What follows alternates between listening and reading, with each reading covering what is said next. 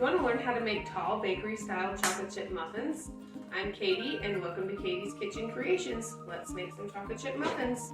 So we're going to start with some all-purpose flour, and I like to sift it first. I just have this works great. Let's pour in our flour, and then we're also, while we're at it, going to add in our baking powder, because sometimes it gets little lumps in it. So then we're just going to sift it. That helps kind of fluff up your flour. You don't want lumpy flour when you're making muffins because they don't turn out nice and fluffy and airy. Okay, so we sifted our flour. Now we're going to add salt. I feel like salt really enhances the flavor. So I like to add a little bit more salt than whatever the recipe I'm using calls for. So here's our salt. I just use regular iodized salt. I like to add a little bit of cinnamon, some sugar. Depending on your muffin recipe, it doesn't always go in this order, but it works with this recipe. And then chocolate chips, and I am using white chocolate chips and milk chocolate chips in this recipe. You can use whatever, you can use mini, you can use dark, peanut butter, you can use anything. I'm just making it milk and white because of my kids. I like to use just a simple silicone spatula. We're just gonna mix that together. Okay, so we're just gonna set that aside.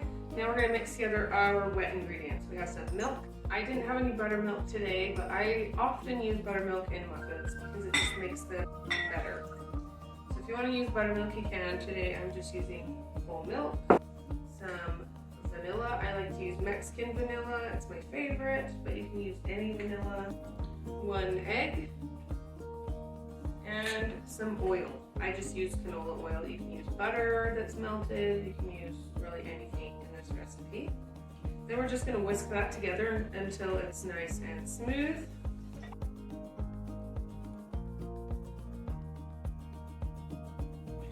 Okay, so we whisked that together.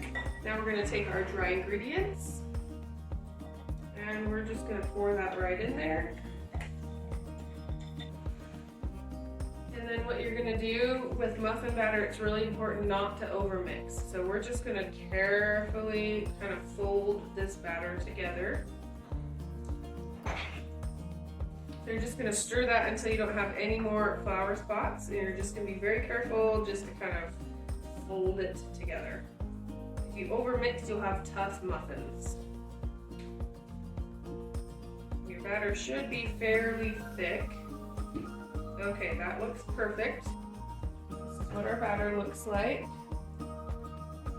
Okay, so now one of the tricks with muffins is to let your muffin batter rest before you put it in the oven. So I haven't turned on my oven yet. I'm going to go ahead and turn on my oven, preheat it to 425 degrees while this rests. And that kind of helps your baking powder or baking soda, whichever your recipe calls for, start to work. And once it has sat for 15 minutes or so, your muffin batter is going to look nice and thick, nice and bubbly, and that's going to be one of the best ways to get nice tall muffins. So we're just going to set this aside, turn on our oven, and let this rest. All right, our oven is up to temperature and our batter has had time to rest.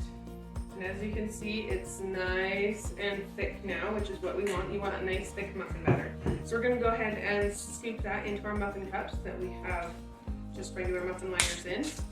And you just want to divide all of the batter up. You don't want to have any leftover batter. So we're going to go ahead and do that now.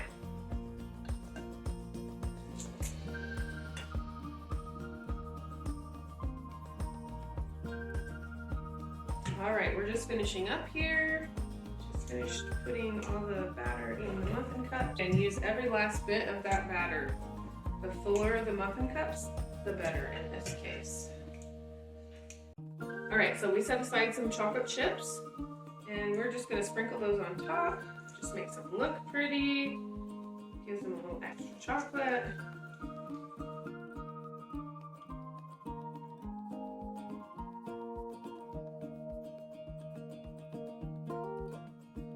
Alright, and then you can use regular sugar, you can use cinnamon sugar, sanding sugar, whatever you want to sprinkle the tops of your muffins with. I just have some sanding sugar here.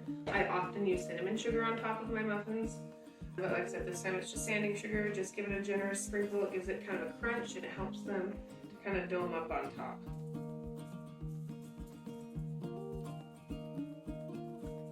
Alright, now we're going to put it in our oven.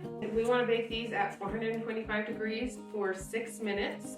And then after that timer beeps, don't open your oven, just lower your oven temperature down to 350 degrees and bake for the rest of the way. Alright, so I just pulled these muffins out. They are nice and tall. I stuck a toothpick in, it came out clean with just a few moist crumbs on there, and that's perfect. And then what we want to do is we just want to take these and put them on a wire rack and let them cool for a few minutes before you take a bite and enjoy. Don't forget to like and subscribe. Thanks for visiting Caty's Kitchen Creations.